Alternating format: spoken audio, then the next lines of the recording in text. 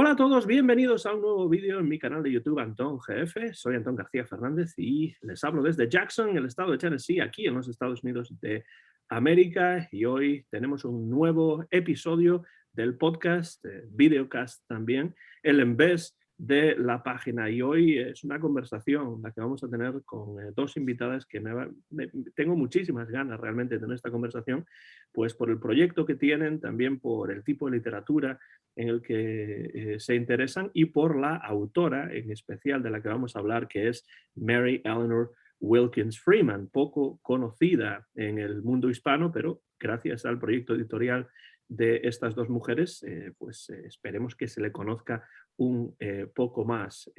Están las dos en Madrid, son cofundadoras de la editorial La Biblioteca de Carfax, que pueden ustedes encontrar en la web labibliotecadecarfax.com, y son María Pérez y Shaila Correa. María, Shaila, muchas gracias por estar aquí. Bienvenidas al En vez de la página. Hola, muchas gracias. Pues vamos a empezar, yo creo, hablando precisamente de la biblioteca de Carfax. ¿Qué es este proyecto editorial y cómo nació y cuándo? Pues bueno, acabamos de cumplir 5 años justo este domingo pasado y pues nació eso en 2017, publicamos nuestro primer libro, pero nosotras nos conocimos realmente en 2015 porque nos conocimos en un taller de edición aquí en Madrid y era eso, pues un taller porque las dos nos interesaba mucho el mundo del libro y a lo mejor pues queríamos pues trabajar en una editorial o lo que fuera y era un taller de edición. Y nos conocimos allí y había que hacer un proyecto de final de curso y yo hice uno sobre literatura de terror porque siempre me había interesado mucho y Saila y yo ya nos habíamos hecho amigas y a ella también le gustó la idea y me dijo, pues si te lanzas, pues yo me lanzo también y así empezó realmente. Y cuando uno se enfrenta a crear un proyecto de este estilo, por supuesto, supongo que la web ayuda bastante, pero supongo que también habrá algunas dificultades con las cuales uno o una se enfrenta. ¿Cómo ha sido ese proceso? ¿Con qué dificultades se encuentra una persona en España cuando trata de echar a andar un proyecto editorial como la Biblioteca de Carfax? Pues el primero y principal yo creo que es la dificultad que hay para llegar al lector final. Porque no es fácil dentro del sector llegar a la librería, que la librería crea en ti, que pueda transmitir lo que tú haces a los lectores que les pueda interesar. Y eso está complicado. Es una cosa que nosotras tuvimos suerte porque desde el principio hemos contado con distribución nacional y eso siempre facilita la tarea de llegar a más librerías. Y luego yo creo que la cuestión fundamental también es que como nosotras solo hacemos literatura de terror, la gente suele tener ciertos miedos o prejuicios a la hora de acercarse a este tipo de literatura, ¿no? Y convencer a una persona que le gusta leer de que también le va a gustar leer terror a veces es complicado. Por eso hacemos cubiertas tan bonitas y tan atractivas para que la gente como que quiera acercarse al libro y diga, bueno, pues si es tan bonito por fuera, seguro que también es bonito por dentro. ¿Hay alguna razón en particular por la que os centréis en la literatura de terror? ¿Es una cuestión personal? ¿Es la literatura que os gusta? ¿Pensáis que es una literatura ya no solamente que tenga calidad, pero que quizá pueda interesar a un público más amplio? Parece que esa razón no sería una de ellas, pero ¿cuál es la razón o las razones detrás de elegir precisamente literatura de terror para publicar en estos momentos, en el siglo XXI? Yo creo que empezó por gusto realmente, es una cuestión de que es una literatura que te gusta, o sea, que a lo mejor a mí me gustaba de antes, pero a Saila la enganché enseguida y es o sea, realmente es por gusto y también luego ya es también un poco por defender algo que te gusta tanto y darte cuenta de que la gente le tiene muchos prejuicios contra este tipo contra este género y que es un género que tiene muchísima calidad, no como en todo, siempre hay cosas que no van a estar bien, otras que sí, pero que realmente es algo que a la gente le cuesta aceptar, y a no ser que seas muy fan de la literatura de terror, entonces es como también intentar poner nuestro granito de arena de que esto cambie, porque yo creo que es una literatura, o sea, es un género que es capaz de tratar muchos temas, que es un género que es muy importante, o sea, y que no solamente por ser terror y parece que tiene que ser más liviano o más tonto o simplemente entretenimiento, que también está muy bien, ¿sabes? Pero que no es, porque también es eso, ¿no? A veces simplemente quieres pasarlo mal y quieres pasar un poco de sentir esa sensación de ese desasosiego y ya está, pero que es un tema o sea, es un género que puede hablar de muchas cosas, entonces darle un poquito o sea, devolverle un poco la dignidad que a lo mejor se pierde por el camino. Me sorprende un poco eso de los prejuicios en contra de este tipo de literatura, porque aquí en los Estados Unidos, bueno, pensemos en Stephen King y escritores tan conocidos y populares, yo creo que no existe ese prejuicio. ¿Por qué pensáis que en el mundo hispano, en España, en el medio en el que os movéis vosotras, existe este prejuicio en contra de o en relación con la literatura de terror? Pues porque de hecho nosotras no lo hemos encontrado, de ir a una librería y presentar nuestro catálogo y llevar libros y enseñarlo y decir de lo que es, y que el propio librero te diga, es que mis lectores no leen eso. E incluso los propios lectores, cuando estás en feria, que se acercan porque los libros son llamativos y tal, y en cuanto le dices que es literatura de terror, es que el rechazo es hasta físico. Dan un paso para atrás, como que me va a comer el fantasma o algo. Yo no sé por qué, supongo que no es por cuestión de tradición, porque aquí en España también se ha escrito literatura de terror siempre. Yo personalmente no he ahondado tampoco en esas razones.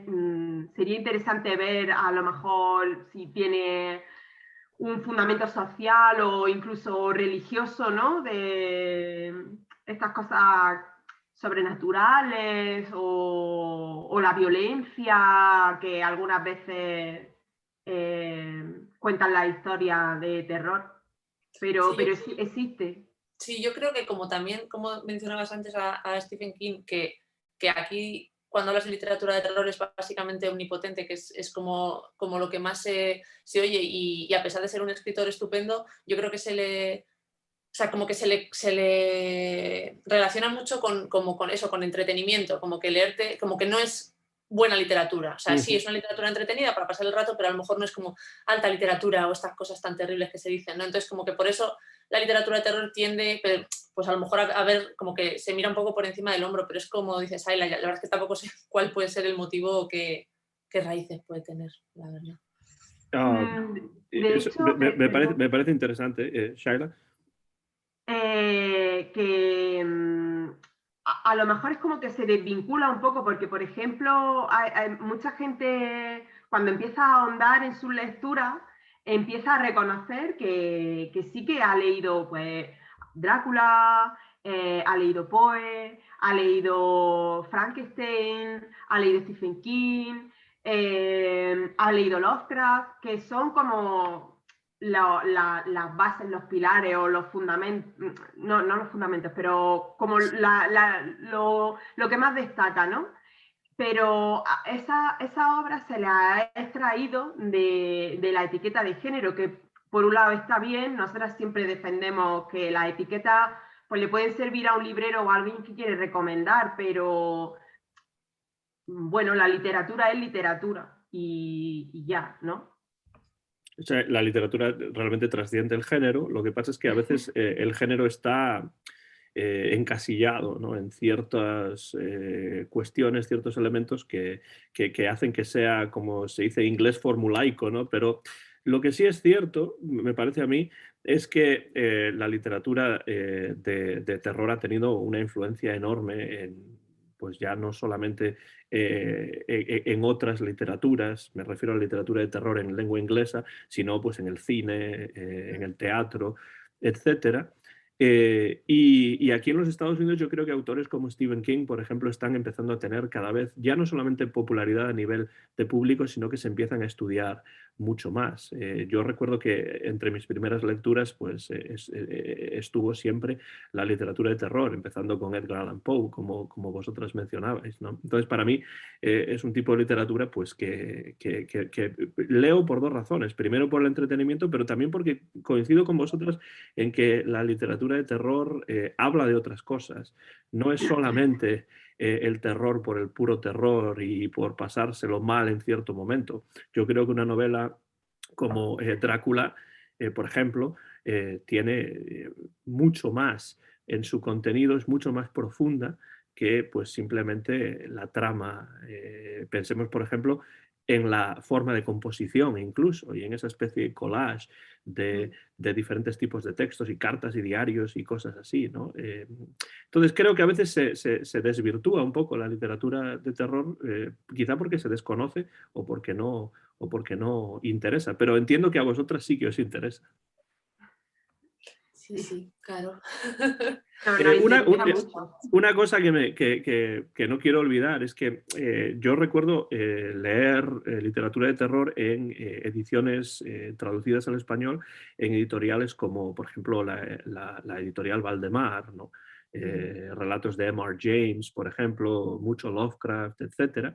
Y entonces me pregunto qué es algo diferente, algo especial que ofrece la biblioteca de Carfax en relación con lo que ya puede haber traducido al español o en versión española dentro de este tipo de literatura.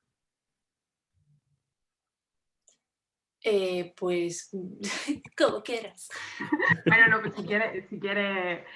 A ver, nosotras, a diferencia de Valdemar, sacamos mucho contemporáneo.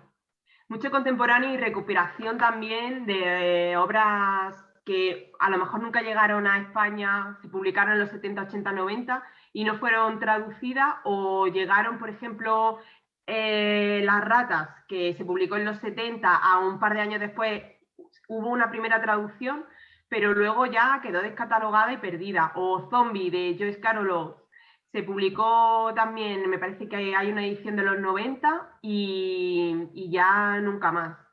Y sacamos mucho contemporáneo también, autores estadounidenses como John Langan, Stephen Graham Jones, canadienses como James McFiles, que están en activo ahora y que están, pues eso, vendiendo, recibiendo premios y eso lo sacamos. Y luego la parte que también le tenemos mucho cariño, nosotros la llamamos Nuestra Señora Victoriana, que es recuperación de autoras del siglo XIX, principios del XX, que tuvieron muchísimo éxito en su momento, se dedicaron y vivieron de la escritura y apenas sí han llegado relatos sueltos de ella en antología.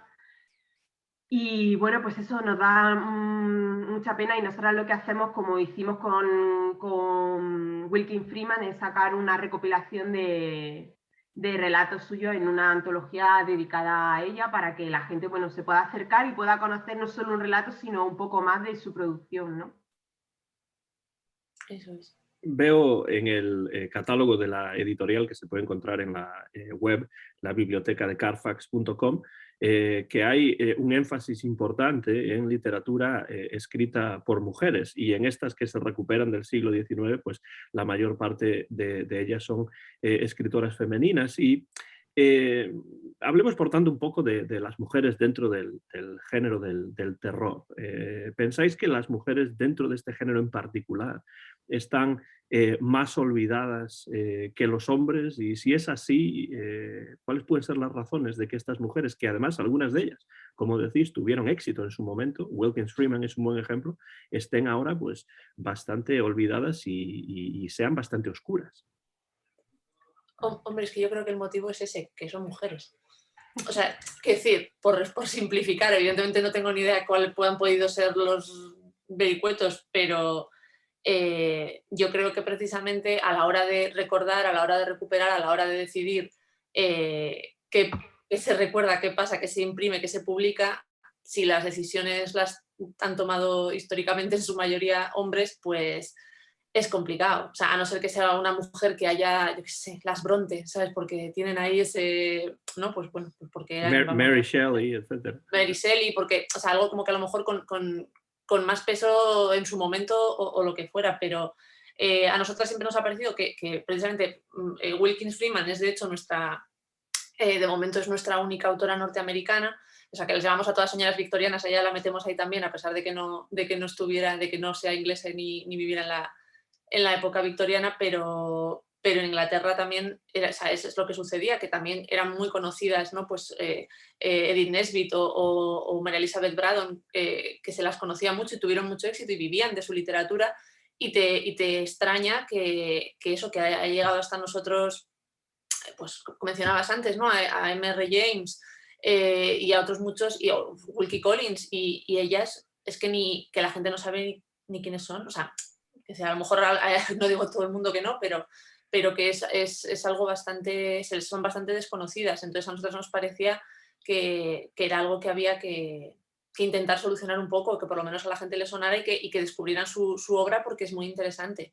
Entonces, pues eso. El motivo, pues es, yo creo que el que tomaba las decisiones pues no le interesa. O sea, no le interesaba, es que ya no te lo voy a decir ni siquiera en plan ni por maldad, sino por decir, es que ni lo considero, ¿sabes? Es como si quien vaya a llegar, pues no, pues una mujer, pues no.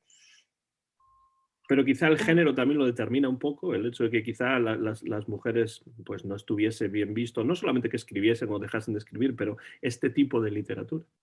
Es lo que iba a apuntar, porque hay otra autora de la misma época, por ejemplo, la autora de Mujercita, Alcott, ella escribía, y de hecho a ella le encantaba escribir obra oscura, pero no pudo dedicarse a ello tanto como quería porque se le demandaba otro tipo de literatura. O Edith Wharton también tiene cuentos y relatos tenebrosos, o sea, no era algo extraño, era algo normal escribir este tipo de relatos.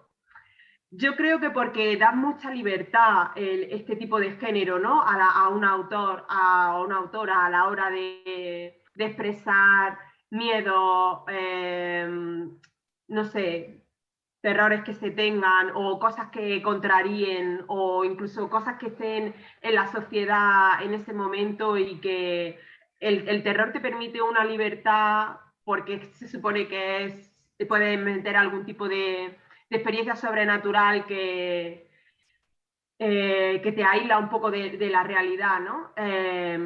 Pero que te sirve para expresar todo eso. Entonces es bastante curioso que autoras súper conocidas, por ejemplo Edith Nesbit, que también fue nuestro primer ejemplar de relato, ella es una autora súper conocida por su literatura infantil, pero los muchos relatos de terror que escribió pues han quedado un poco en el olvido.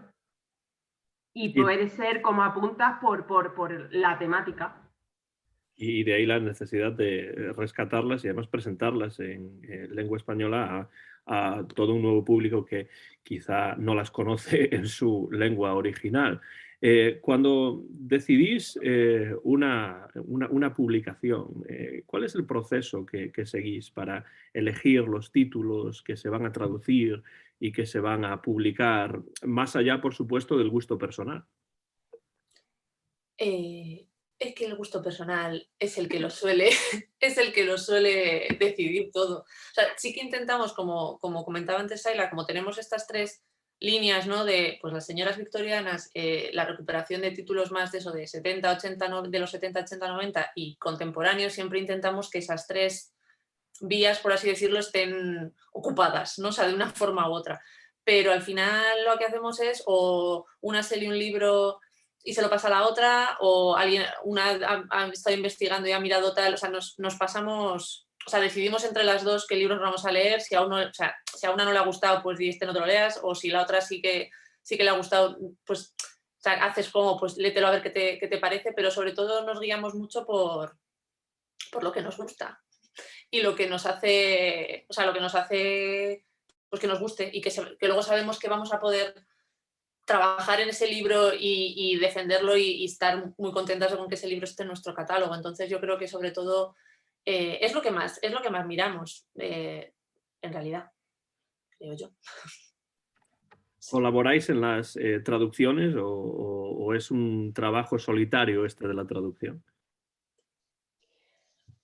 Pues las dos hemos tenido que traducir. Nosotras siempre respetamos mucho la labor de los traductores y sabemos que es fundamental porque como lectoras nos hemos encontrado traducciones que te hacen decir aquí hay algo que no está funcionando.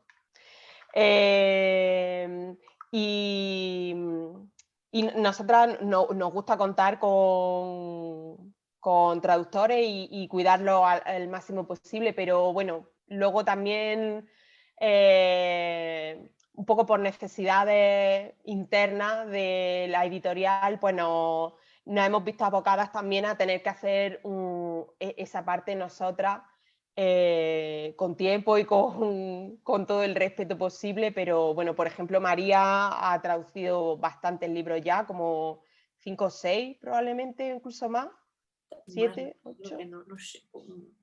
No sé, por ahí. Y yo fui precisamente la traductora de Wilkins Freeman.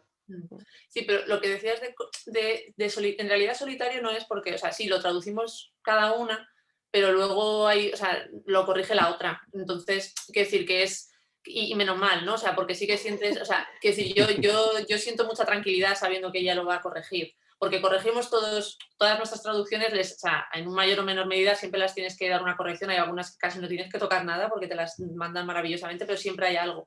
Pero el hecho de saber que ella lo va a corregir, a mí me da mucha calma, o sea, porque sé que hay cosas que se me van a pasar, que las va a ver, o sea, que las vamos a, o sea, que juntas vamos a un párrafo que no funciona y lo vamos a hacer que funcione. Entonces, en ese sentido sí que es verdad que traducimos cada una por nuestro lado, pero luego sí que lo ponemos mucho en común. Sí, es un trabajo de equipo.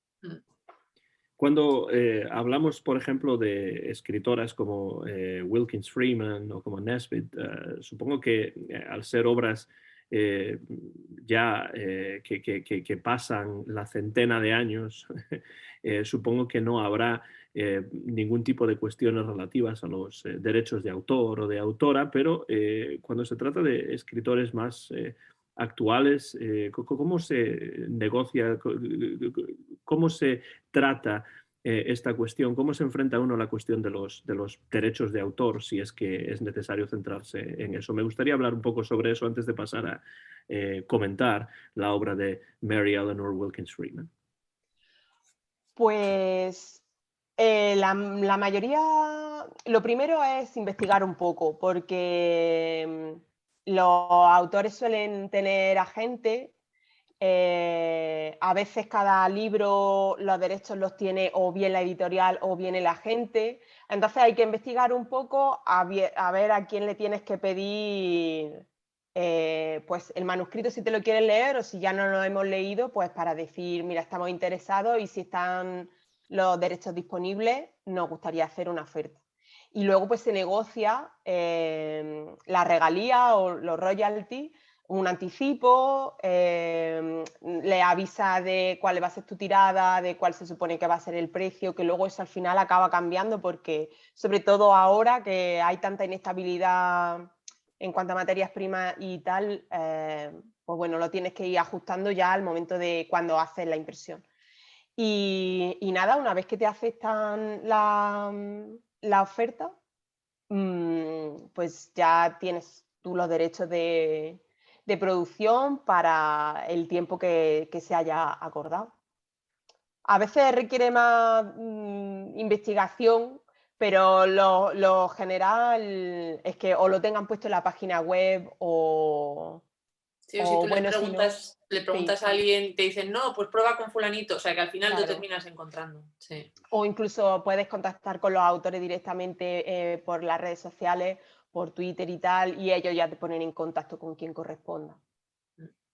María Sheila, yo creo que da la sensación, desde fuera, claro, porque yo dentro del mundo editorial no he estado más allá de las cosas que haya publicado desde un punto de vista académico, pero no dirijo una editorial, no he entrado en este tipo de proyectos, pero supongo que este es un trabajo duro de horas, horas y horas, ¿no? Tiene sus picos, pero sí, tienes que... O sea, nosotros sacamos pocos libros al año porque, o sea, no que, o sea, también es por eso mismo también, porque a veces no te da tiempo, nos gustaría a lo mejor sacar alguno más, estamos en ello, pero que al final le dedicamos bastante tiempo a cada libro. Entonces, pues tienes que tomártelo con tu calma, dentro de un orden.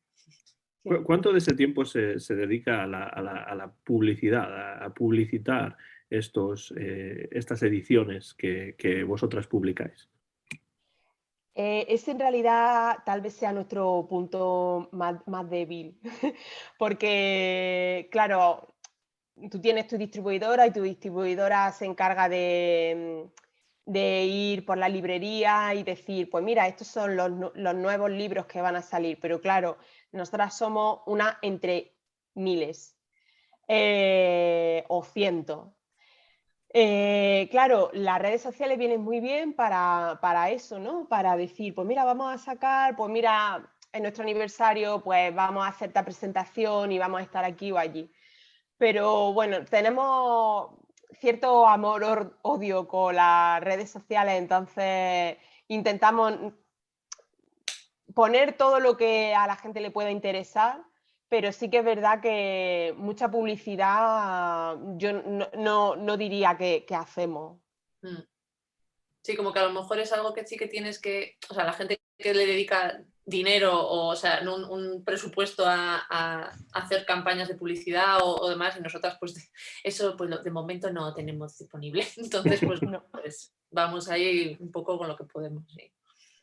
Hablamos hoy en un nuevo episodio del En vez de la página con María Pérez y Shaila Correa. Las dos están en Madrid y son cofundadoras y directoras y traductoras en este proyecto editorial que se llama la Biblioteca de Carfax, que yo he descubierto no hace mucho y que me parece muy interesante porque siempre me ha interesado mucho, me ha gustado mucho siempre la literatura de terror. Yo soy Antón García Fernández y estoy aquí en Jackson, en Tennessee, en los Estados Unidos de América, y ahora vamos a pasar a hablar de un libro que fue el libro que realmente me llevó a mí hasta la biblioteca de Carfax, que es las historias, y vamos a... Sí, ahí está el libro, El viento en el rosal y otras historias de lo sobrenatural de Mary Eleanor Wilkins Freeman, que es una escritora estadounidense de finales del siglo XIX, principios del siglo XX, y aquí, antes de empezar a hablar de ella y de este libro, tengo que disculparme, porque hay un vídeo en el canal que yo publiqué hace unas semanas hablando precisamente de Mary Eleanor Wilkins Freeman, y en ese vídeo digo erróneamente que no hay una traducción al español de los textos de Wilkins Freeman. Y es mentira, hay una traducción al español, ahí está, esa es la prueba. Y la biblioteca de Carfax lo ha publicado no hace mucho y se llama El viento en el rosal y otras historias de lo sobrenatural, que recomiendo vivamente porque es un texto que yo he leído en el original inglés y me alegra muchísimo que esté disponible en lengua española. ¿Cómo llegasteis vosotras a este volumen que recoge algunas de las mejores historias de lo sobrenatural, de fantasmas, de horror, de esta escritora Mary Eleanor Wilkins Freeman? Yo creo Perdón, dale ahí. No. Di tú porque yo no me acuerdo. Es que es lo que iba a decir, que yo creo que cuando empezamos, porque este libro lo publicamos el año pasado, ¿no? El año pasado. Sí. El año O sea, el sí, 2020, perdón, es que con esto de la pandemia. No, 2021, perdón. Es que realmente hay como un año y medio, 2 años Sí, que hay un parece año que no han extraño ahí, existido, que sí. se ha borrado el tiempo, ¿no? Completamente. Sí. Entonces, lo publicamos en 2021, eso es. Entonces, como ya desde el principio sabíamos que era algo que queríamos hacer y o sea, lo de recuperar estas autoras del siglo XIX, y entonces vas buscando, o sea, y vas buscando autoras que hayan escrito, que casi todas, que lo que decía antes Saila, que autoras que han escrito otro tipo de literatura, de una forma u otra siempre acababan escribiendo algunos relatos de fantasmas, ¿no? Y que es los que estamos interesadas. Entonces, como que vas mirando y vas buscando y vas investigando qué autoras te pueden interesar. Y yo creo que llegamos de esa manera, o sea, tampoco recuerdo exactamente cómo, pero como que yo creo que teníamos, al ser libre de derechos, pues que pudimos conseguir pues a través de, de algún portal, pues Sí, Gutenberg o alguna cosa así, que tuviera el manuscrito. Y de hecho vimos que era estadounidense y cuando lo leímos dijimos, pues esta también, porque nos pareció un contraste, o sea, como al final habla un poco habla de lo mismo, me refiero a nivel de cosas sobrenaturales, ¿no? Y que son relatos y que cuentan pues un poco como que puedan tener esas cosas en común con las autoras inglesas, pero a la vez es diferente, o sea, y se nota, ¿no? Se nota pues por la ambientación, por donde suceden los relatos, por también la forma de escribir, supongo, entonces pues fue un poco así. Una cosa que me gustaría saber, porque es cierto que Wilkins Freeman es estadounidense, pero para las personas que puedan estar viendo o escuchando esto y que no conozcan su literatura, ¿cómo podríais describir sus historias de fantasmas en relación con pues, otras historias de fantasmas contemporáneas que hayáis leído y que incluso hayáis podido publicar en vuestra editorial? Pues, como decía María, antes es un contraste con respecto a las otras autoras que hemos publicado de la misma época, que ella utiliza como por ejemplo, sus personajes femeninos, que esto ya es una característica en sí misma, ¿no? En concreto los del Viento en el Rosal, la mayoría son personajes femeninos, menos, me parece que en un relato que es el del Solar Vacío, que es toda una familia. Y son personajes femeninos autosuficientes e independientes. Se valen por sí mismas, viajan solas, trabajan y se mantienen. Muchas veces en los relatos británicos las mujeres o bien son señoras que viven en su casa y bueno, tienen un servicio y tal, o son más pobres, pertenecen a otra clase social. Y eso fue una de las cosas que nos atrajo de su literatura, ¿no? También la ambientación, ya no está el páramo inglés o el castillo, son ciudades o son pueblos de nueva construcción, tiene a toda como a una comunidad detrás, ¿no? Y bueno, pues nos pareció que era interesante y que ponía en valor también ese tipo de literatura y ese tipo de temática, ¿no? Sí, yo creo que es como que es más costumbrista, o sea como que tienes este momento de aquí, sí, lo que decía Saila, ¿no? De que son como mujeres eso, que están con sus cosas de pues trabajo en esto, hago en esto, esta es mi vida, voy por el campo, voy haciendo esto, es como que es más la forma de vida de las personas, que a lo mejor en las inglesas es como más, es como todo más no sé, más magnífico, más como enrevesado, ¿sabes? O más, no sé, como que tiene otro tipo de estilo y Y Wilkins Freeman es como más, eso es como más costumbrista. Le pedimos a una escritora española, Ana Morán Infiesta, que nos hiciera un prólogo porque a ella le gusta mucho este tipo de literatura y haciendo referencia al estilo, ella utiliza una expresión domestic noir, que no sé si es muy académica o se lo inventó o lo que fuera, pero que me parece que resume muy bien lo que decía María, ¿no? Del costumbrismo, pero siempre con ese punto siniestro.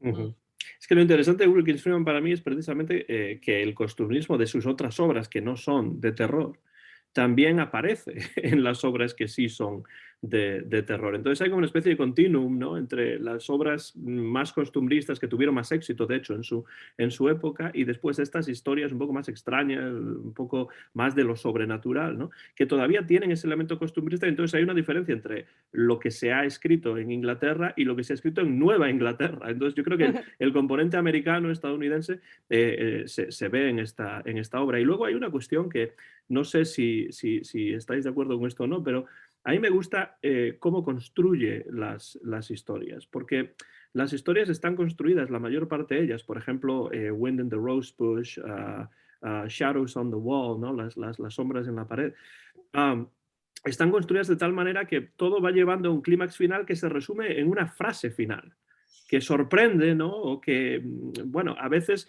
pues uno casi ve que va por ahí, pero no exactamente. Y entonces yo creo que esa frase final es un clímax sorprendente que está muy bien construido, porque cuando uno vuelve a leer la historia se da cuenta de que todo lo que se ha contado hasta ese momento va conduciendo poco a poco a ese final. Un poco como si supiera, que lo sabía seguramente, que la historia iba a terminar así, y entonces vamos a llevar al lector hacia ese lugar, ¿no? No sé qué pensáis sobre eso, pero a mí me gusta mucho eso de Wilkins Freeman.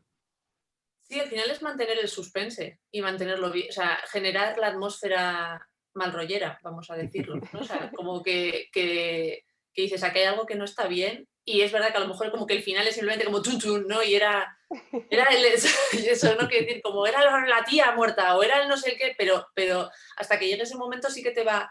Y hay algunos que dan, o sea, a mí por ejemplo La habitación sudoeste siempre, o sea, que a mí es uno de mis favoritos, yo creo, es como que da muy mal rollo, o sea, y porque además ahí, hablando de costumbrismo, yo creo que es la más, ¿sabes?, ¿no?, entre las hermanas que tienen la casa, que es como si fuera eso, ¿no?, un hotel o la casa de tal, y cómo la llevan, la cena que voy a hacer, el no sé, el que los invitados, bueno, los huéspedes, ¿no? O sea, como cada cual tiene su cosa, como la que es la más que no se cree nada, al final es la que termina sufriendo también, ¿no?, el fantasma. Y a mí me parece que esa es que es una maravilla de relato. O sea, porque además te presenta como muchos personajes, pero lo hila muy bien dentro de, sin dejar de. Y eso es muy mal, es que es muy mal rollero. A mí lo de ¿sabes?, ¿no? Desde que pasa aquí, y se ha muerto una señora aquí, pero mala gente. No sé, es como, sí. Es que para mí lo más importante en las historias de terror, en realidad, en las historias de fantasmas, es la creación de esa atmósfera, el no estar seguro exactamente de lo que va a ocurrir, más allá pues, de la posible violencia que pueda haber o de las apariciones que de repente puedan tener lugar. A mí me interesa más, por ejemplo, la violencia sugerida, ¿no?, y las apariciones sugeridas que van creando una atmósfera que hace que el lector o la lectora se sienta pues no solamente sorprendido, pero que tenga una sensación de casi desasosiego, ¿no?, mientras está leyendo el cuento. Y eso en realidad me parece bastante difícil de conseguir, porque hay muchas historias, y algunas de ellas muy conocidas, que no consiguen eso. Y en cambio, Wilkins Freeman sí que tiene un toque especial cuando se trata de crear esa atmósfera. ¿A vosotros os recuerda algún otro escritor o alguna otra escritora el estilo de Wilkins Freeman, o os parece que es más bien único? Así, a bote pronto. Sí, a bote pronto, y además tampoco yo soy muy buena haciendo este tipo de relaciones. Yo creo que Por eso yo diría que es bastante único, pero con todo lo que se ha escrito en el mundo, seguramente me equivocaría. Pero, por ejemplo, de lo que nosotras hemos publicado, Es bastante... sí, es bastante diferente y eso. Sí, me refería más a lo que vosotros habéis publicado y lo que tenéis más fresco. Es que lo pregunto porque yo me encontré con Wilkins Freeman por pura casualidad, porque Lovecraft la menciona en su libro, en su ensayo Supernatural Horror and Literature, y entonces pues yo durante un tiempo estuve tratando de leer a todos esos autores que no conocía y que Lovecraft menciona, porque menciona a algunos muy conocidos, por supuesto, pero después menciona a otros que son mucho menos conocidos, y Wilkins Freeman es una de ellas. Y antes de También encontrar menciona otra que también tenemos publicada, que es a la pobre H.D. Everett, que no la conoce nadie. Exacto, Everett Y también. también la menciona, y es muy curioso que la mencione cuando es una autora de la que casi no se sabe nada. O sea, nosotros también cuando la publicamos, la biografía es como, pues no sabemos mucho de esta gente, pero es curioso eso, dices que al final, de una forma u otra, ha terminado llegando y le llegó hasta Lovecraft. Yo entré en ella a través de eso y antes de conseguir un libro físico, pues encontré una edición, pues no sé si en Kindle o algún sitio así, que era una edición que estaba fuera de derechos, y entonces pues se podía uno descargar gratis y además legalmente, y así entré en su literatura, y después por supuesto busqué un libro físico, porque a mí me gusta tener los libros físicos y poder tocarlos y abrirlos y olerlos y leerlos, ¿no? Pero creo que es curioso que Lovecraft la mencione porque, bueno, en la época en la que Lovecraft escribe esto, años 20, este libro Supernatural Horror and Literature, sí que Wilkins Freeman todavía gozaba de bastante renombre, por lo menos en los Estados Unidos, y ese renombre pues poco a poco se ha ido erosionando y no tiene tanta popularidad, no se la recuerda tanto hoy en día como en esos momentos. Pero Lovecraft es un crítico, muy crítico, valga la redundancia, y en cambio parece que sí que valora mucho la obra de Wilkins Freeman, y creo que tiene razón en valorarla. Sí, sí, A mí una cosa totalmente. que... Uy, perdón, Sheila. No. Iba a decir una tontería, sí, solamente iba a decir que a mí una cosa que me gusta, o sea, que son historias que son, o sea, dentro de la, repito otra vez, de lo común que son al final resumirlo como historias de fantasmas, pero que son historias que son muy originales y que genuinamente, o sea, te generan bastante ansiedad por los temas que están tratando, o sea, porque son cosas como, por ejemplo, o sea, el último, el del fantasma perdido, el de la niña. O sea, este rollo de veo una niña que no está, pero sí, pero ¿qué le ha pasado? Y el violencia contra los niños, ¿no? Que al final es como una cosa como muy, muy tal. O Luella Miller, que es una vampira psicológica, como quien dice. O sea, me parece que tiene mucha originalidad dentro de los mismos tropos que se puedan tener dentro de los fantasmas. El mundo de los fantasmas. No sé si Shaila quería añadir alguna cosa No. sobre este tema. No, era en referencia a que Wilkins Freeman recibió una medalla de las letras. O sea, no puede ser baladí que le dieran eso, ¿no? O sea, debía de ser famosa y tener cierta consideración en el mundo literario en aquel momento para haber sido condecorada con un premio prestigioso. Y sobre todo fue por sus obras más costumbristas que por las Ujú. obras de terror que Sí, claro. escribió, que son las que más me interesan en realidad. He leído así por encima algunos de sus textos que no tienen que ver con el terror, y la verdad es que no me interesan tanto como El viento en el rosal. Además es una mujer que tuvo una vida bastante complicada desde el punto de vista personal, porque se casó con un hombre que ya bastante mayor, cuando se casó, por cierto, para la época, y se casó con un hombre que pues tenía problemas mentales y pues se acabaron separando, y creo que él acabó dejándole $1 en herencia, o sea, una cuestión bastante curiosa. No sé si realmente se refleja algo de eso en su literatura o no, pero no es una mujer que tuvo una vida sencilla a pesar de todo, pero que sí llegó al éxito durante su vida de una manera en la que, bueno, pues no, esto no le estaba reservado a todos los escritores de esa época y especialmente tampoco a las mujeres.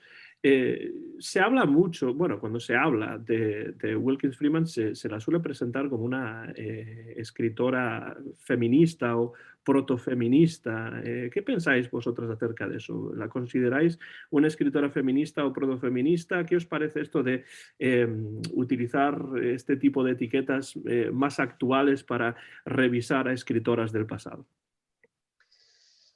Yo creo que sí. Aunque a lo mejor ella no fuera activamente una feminista o luchara por los derechos como a lo mejor otras autoras, por ejemplo, Violet Hunt, que fue una activista feminista en su época por el sufragio y esas cosas, pero el hecho, como comentaba antes, de que todos tus personajes centrales y principales sean mujeres, las pongas como mujeres autosuficientes e independientes que no dependen de un hombre, ya sea padre, marido o hermano, para subsistir, claramente están lanzando un mensaje. Sí, yo creo lo mismo, que eso pasaba en general con casi todas las autoras, ¿no? O sea, menos las que, como dice Saila Violet Hunt o Amelia B. Edwards, que también eran, o sea, como que estaban muy a favor del movimiento sufragista. Yo creo que es inevitable que al ser, o sea, que al final estás hablando del papel de la mujer, tú como mujer estás escribiendo, ¿no? Como el papel de la mujer en la sociedad en la que tú estás viviendo, y al final, si como que algo te sale, o sea, de una forma u otra es como, y decías que ella tuvo una vida dura, yo creo que eso sí que se refleja precisamente en esas mujeres, ¿no? O sea, son mujeres que es que se tienen que sacar las castañas del fuego y que además no están esperando a que les vengan dentro del contubernio sobrenatural que puedan tener, no están tampoco esperando que nadie las venga a rescatar, o sea, es como, tengo que lidiar con esto, y yo creo que eso a lo mejor sí que refleja un poco, pues eso, pues su vida, y de decir, es que pues yo me tengo que apañar. Eso vuelve a entroncar con esta idea que comentabais antes de que la literatura de terror en realidad desplaza a otros temas que subyacen a la propia historia sobrenatural y que pueden ser temas mucho más profundos, como lo que comentáis acerca del papel de las mujeres en la sociedad, acerca de la violencia infantil, acerca de pues, muchas otras cuestiones sociales y personales que sí que pueden interesar a los autores y de alguna manera se deslizan en estos textos. De hecho, Wilkins Freeman nació en Massachusetts a mediados del siglo XIX y tuvo una vida bastante larga porque no murió hasta pues, el periodo de entreguerras, hasta 1930 vivió y murió en el estado de Nueva Jersey. Y tiene para mí una prosa muy atractiva, muy legible además. No me parece que sea una escritora difícil de leer en ese sentido. Y me pregunto si os encontrasteis con algunas dificultades a la hora de traducir este texto en particular. Y creo que fue Shaila quien lo tradujo. Así que le dirijo a ella en principio la pregunta. ¿Cómo fue el proceso de traducción de este texto en particular? Si te acuerdas, claro. Pues la verdad es que es un poco complicado tener un recuerdo nítido y claro, porque justo lo estaba traduciendo en pleno confinamiento, cuando estaba todo manga por hombro y no sabíamos ni lo que iba a pasar. Fue algo que supongo que me mantuvo ocupada, y eso siempre está bien. Y no recuerdo ninguna dificultad especial, a lo mejor que eso sí que se lo comentaba a María, que le decía, mira, yo esto no sé cómo ponerlo, porque en el de Luella Miller sí que se desprende del texto original, como que hay cierto deje de dialecto o la utilización de determinadas palabras de la mujer que está contando la historia de Luela, que es la única que ha sobrevivido del pueblo y de aquella época, ¿no? Es como que ella utilizaba palabras determinadas, como claro, yo que soy andaluza, tiendo a utilizar el andaluz muchas veces cuando me encuentro una situación así, ¿no? De que están utilizando el dialecto y entonces pues yo tiro para lo mío. Pero claro, eso también muchas veces tiene la connotación de que como el andaluz que es poco culto y tampoco creo que se tratara de eso. Entonces la decisión que tomamos fue dejar el texto lo más neutro posible porque no íbamos a encontrar una forma de poder traducir esa especificidad. Ujú. Pero Sí, por lo demás, perdona, dime. no digo que eso suele ser a veces un problema, porque cuando se trata de traducir, por ejemplo, Huckleberry Finn o algún texto así que tiene mucho que ver con diferentes tipos de variantes lingüísticas del inglés americano, pues traducirlo al español pues lo hace, supongo, bastante complicado. Por eso lo preguntaba en particular. Sí, pues que yo recuerde fue solo ese y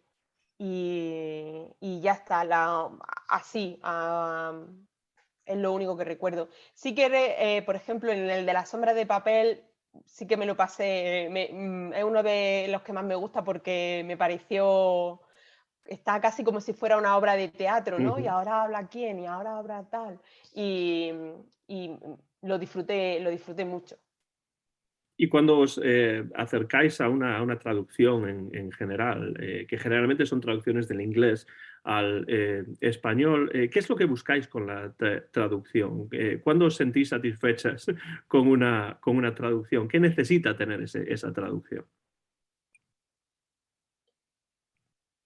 Yo creo que más o menos, primero que esté bien escrita, que me parece una tontería dicha, pero no es, que transmita dentro de un orden, porque a veces no lo vas a conseguir transmitir 100%, es la parte de la cosa dificilísima de la traducción y lo que decía Sela, de que le tenemos mucho respeto por eso, que transmita esa sensación que quería transmitir el original dentro de tu propia lengua, que la gente que lo esté leyendo en español sienta, o sea, sienta lo que el autor quería transmitir. Y yo creo que esa que es lo más difícil de una traducción, de realmente meterte, ¿no? O sea, que nosotras traducimos, siempre decimos lo mismo, como que traducimos lo que creemos que podemos hacerle justicia y dentro de, ¿no? O sea, de nuestras limitaciones que vamos aprendiendo, ¿no? Cada libro que traducimos, pero que sabes que hay libros que dices, creo que necesito a alguien que tenga mucha más experiencia y que tenga mucho más,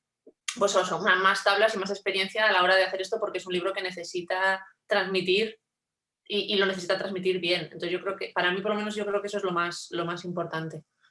Sí, sí, totalmente de acuerdo. ¿Sentís de alguna manera cuando estáis traduciendo algunos de estos libros o pensáis que estáis de alguna forma reescribiendo el texto? ¿Es necesario ponerse, como se dice en inglés, en los zapatos del autor o de la autora? Yo creo que hablando con nuestros propios traductores que muchas veces nos han acompañado a las presentaciones, el objetivo del traductor es no ser leído. Evidentemente tienes que tener una habilidad con el lenguaje y un conocimiento de los dos idiomas para poder conseguir lo que decía María, ¿no? Todas las emociones y todos los sentimientos que hay en el original, transmitirlo a un idioma totalmente diferente, pero sin que tus opiniones o tus sensaciones a la hora de esa traducción queden plasmadas, ¿no? Y por eso hay que acercarse con humildad a los textos, de forma que no seas tú al que se te lea, sino al autor original, a la autora original. Casi como se suele decir en el fútbol, que un buen árbitro es aquel que no se nota que está ahí y que por tanto pues, está haciendo bien su trabajo. Me pregunto si a la hora de traducir influye de alguna manera el bagaje lector que vosotras tenéis de otras lecturas semejantes o diferentes. ¿Cómo veis la relación entre vuestro bagaje como lectoras y vuestro trabajo como traductoras? Yo es que creo que es muy importante leer para traducir. O sea, que a veces, como nosotras al final leemos mucho en inglés, pues para lo que hablábamos, para valorar obras o para tal, a veces dices, no, o sea, tienes que leer en español, tienes que leer en tu idioma porque es muy importante. Por eso, para poder, pues vuelvo a repetir, para saber que está bien escrito, o sea, o como para por lo menos, o sea, saber que tienes una, pues sí, o sea, como un conocimiento del lenguaje y eso te viene, y vocabulario, que parece una tontería, pero es que el vocabulario tampoco a veces te quedas atascado y aunque tengas que buscar sinónimos y el diccionario y lo que fuera, pero a veces necesitas, o sea, cosas que te vienen de la lectura. O sea, yo creo que es como que es una herramienta, o sea, que tienes que leer para poder traducir mejor. O sea, sí, lo creo firmemente. Sí, Que si no lees, no, algo te va a fallar ahí un poco, creo yo. Es que cómo se puede entender la escritura o sin la lectura, ¿no? ¿Cómo puedes ser escritor si no lees habitualmente? Pues en este caso igual.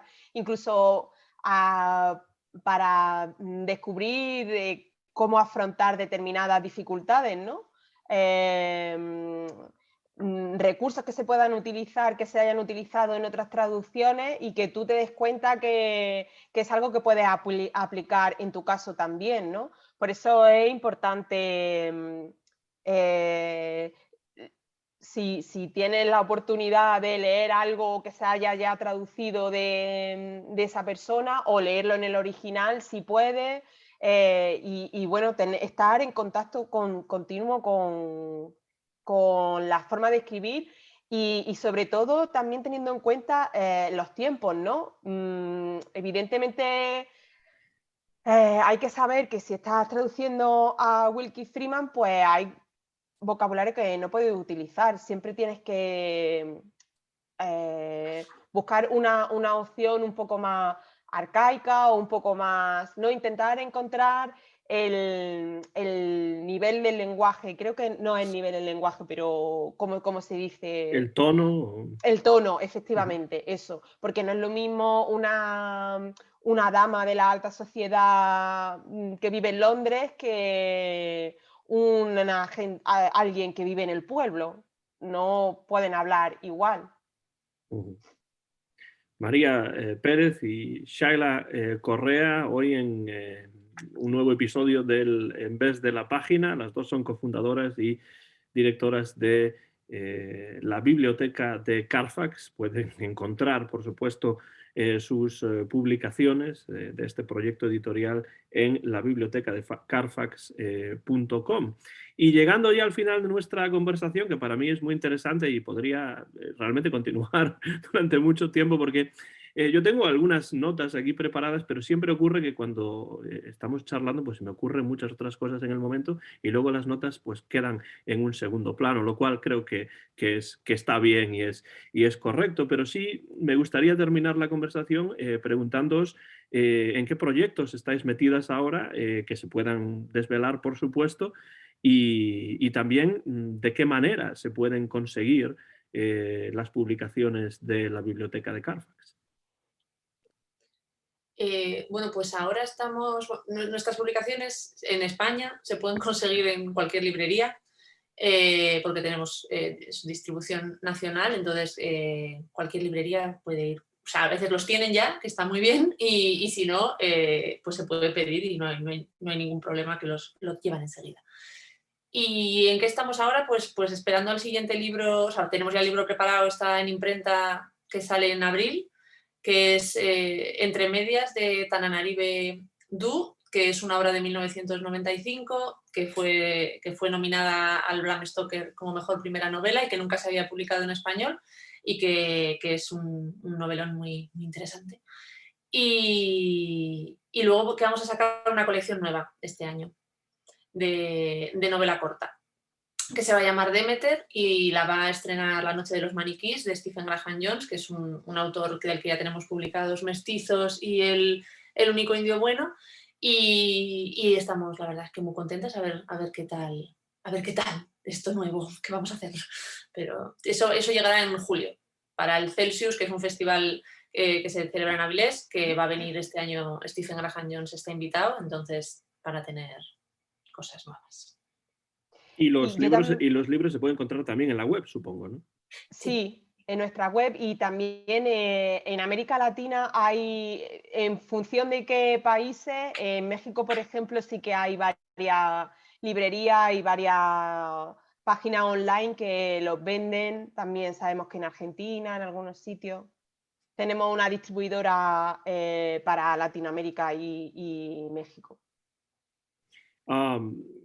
A mí algo que me preocupa aquí en los Estados Unidos es que cada vez hay menos librerías y las grandes cadenas cierran cada vez más librerías. Yo vivo en una ciudad de unos 70 y tantos mil habitantes, que bueno, es más o menos rural, pero tampoco muchísimo, y no hay más que pues una librería. Y es una librería pues que tampoco es que tenga mucha variedad de libros y entonces yo me veo abocado a tener que comprar libros por internet cuando a mí lo que me interesa es ir a una librería y estar allí y tocar los libros y verlos y hablar con la gente y tal y cual.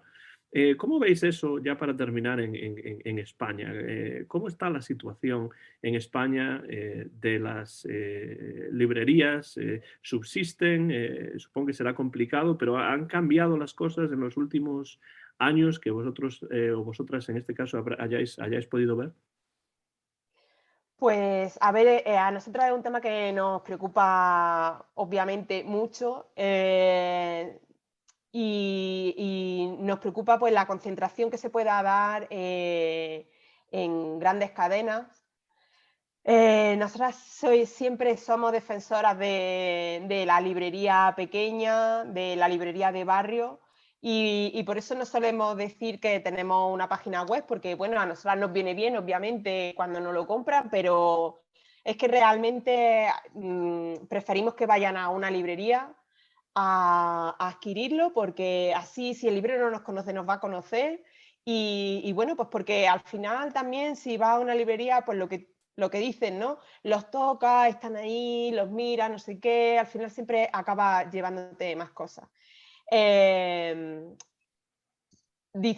Contándonos eso que nos cuenta de que en una ciudad de cerca de 70.000 habitantes solo haya una librería, pues nosotros pensábamos que en España las cosas estaban complicadas, pero claro, la comparación es brutal.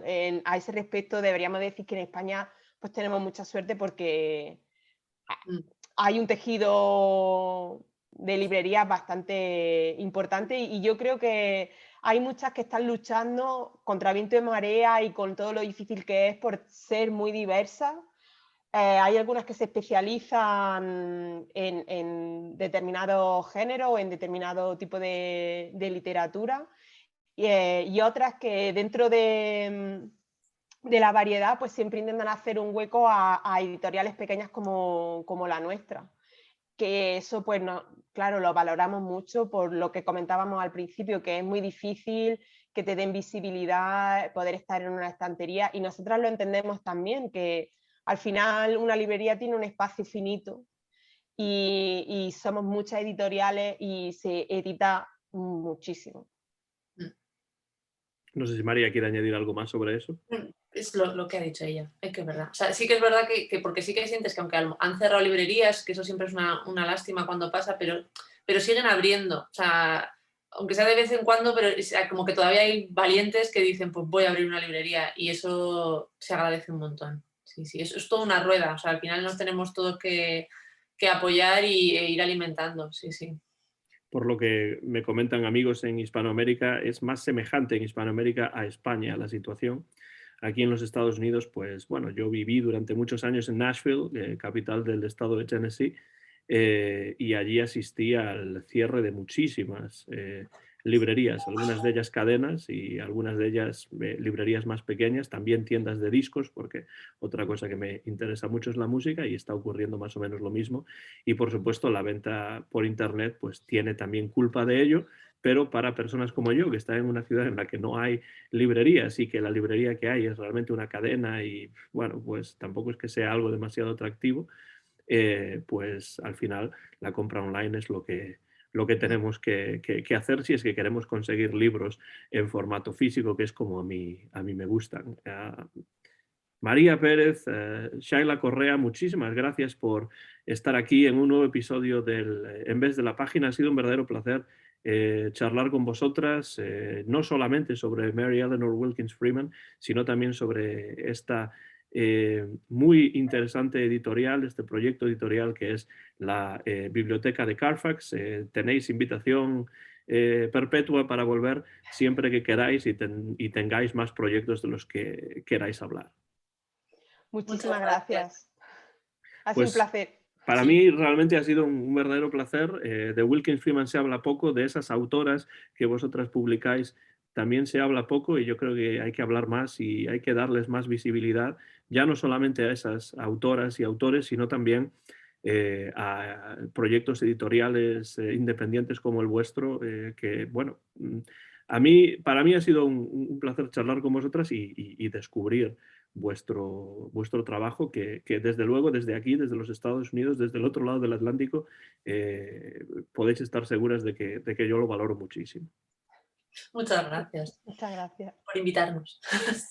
Pues este ha sido un nuevo episodio del En vez de la página, podcast y videocast grabado en directo, en conexión directa entre Jackson, Tennessee, aquí en los Estados Unidos de América, y Madrid, en España. Las invitadas de hoy han sido María Pérez y Sheila Correa, directoras y cofundadoras de la Biblioteca de Carfax. Para más información, pues si viven en España o en algún país de Hispanoamérica, vayan a sus librerías, y si no, pues en la web está esta página que es la biblioteca de carfax.com. Este episodio se publicará muy pronto en mi canal de YouTube Antón GF, mío y también de María y de Shaila, es el copyright de este vídeo que se grabó en marzo del año 2022 y que muy pronto se publicará en Antón GF, mi canal de YouTube. Como siempre, muchísimas gracias. Cualquier comentario que tengan, déjenlo por la parte de abajo. Yo estaré encantado de leerlo y responderlo. Sigan leyendo buena literatura y hasta la próxima ocasión.